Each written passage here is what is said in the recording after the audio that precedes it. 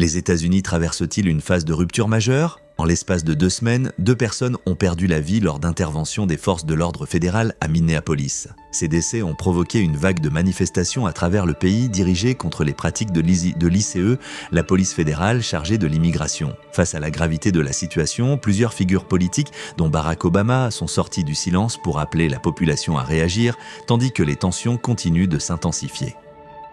Depuis le retour de Donald Trump à la présidence, la politique migratoire est redevenue une priorité centrale de son administration. Cette orientation s'est traduite par un renforcement massif de l'ICE. En 1 an, le budget de l'agence a été multiplié par 3 et ses effectifs ont doublé. Dans le même temps, ces méthodes ont suscité de vives critiques. Des opérations menées dans des lieux publics, aux abords d'écoles, de restaurants ou d'hôpitaux, sont régulièrement signalées. Des agents armés, parfois masqués, procèdent à des arrestations souvent accusées de reposer sur le faciès, y compris à l'encontre de personnes en situation régulière.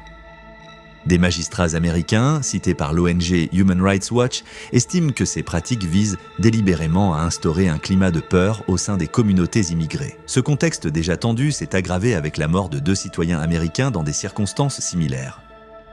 Le 7 janvier, Renee Gould, âgée de 37 ans, a été abattue à Minneapolis alors qu'elle se trouvait au volant de son véhicule. Selon l'administration Trump, l'agent aurait fait usage de son arme pour se défendre. Cette version est toutefois remise en cause par des vidéos filmées lors de l'intervention. Quelques jours plus tard, Alex Pretty a été tué lors d'une autre opération impliquant des agents fédéraux, cette fois de la Border Patrol. Les autorités proches de Trump affirment qu'il se serait approché des agents en brandissant une arme à feu. Là encore, les images captées par des témoins contredisent ce récit. On y voit Alex Pretty filmer l'intervention avec son téléphone, puis tenter d'aider une femme violemment projetée au sol. Infirmier en service de réanimation, il est ensuite plaqué au sol à son tour et frappé.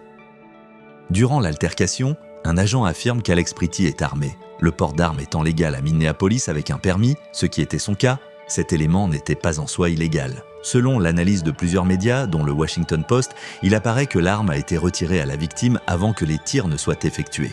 Malgré cela, les agents ont ouvert le feu à plus de 10 reprises, entraînant sa mort. Ces 2 décès viennent s'ajouter à une série plus large de morts survenues en détention. D'après The Guardian, 32 personnes sont décédées alors qu'elles étaient sous la responsabilité de l'ICE depuis le début de l'année 2025, un chiffre inédit depuis la création de l'agence au début des années 2000. L'accès limité aux centres de détention rend les enquêtes difficiles, mais de nombreux témoignages relayés par des ONG font état de conditions alarmantes. Sur le plan politique, Donald Trump a maintenu une ligne dure. Sur son réseau social Truth Social, il a imputé ces morts au chaos provoqué selon lui par les démocrates. Il accuse notamment les autorités locales du Minnesota de refuser de coopérer avec l'ICE et d'entraver les arrestations. Pourtant, plusieurs études montrent qu'une minorité seulement des personnes interpellées par l'ICE possède un casier judiciaire. Le gouverneur démocrate du Minnesota, Tim Walz, a demandé le retrait des agents fédéraux et la mobilisation de la garde nationale afin de soutenir les forces locales et contenir les tensions. Un autre point de friction concerne les enquêtes judiciaires. Le ministère de la Justice a écarté les autorités locales de l'investigation sur la mort de Renee Gould, alimentant les craintes d'une absence d'impartialité, alors que l'administration Trump a déjà disculpé l'agent impliqué.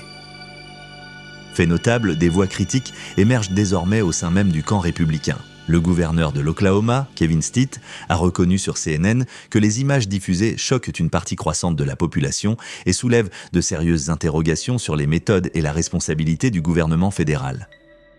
L'opinion publique semble également évoluer. Selon un sondage national réalisé par l'Institut Siena et publié par le New York Times après la mort de Renee Gould, 61% des Américains, dont près d'un républicain sur 5, estiment que l'ICE dépasse les limites. Ce chiffre pourrait encore augmenter après la mort d'Alex Pretty.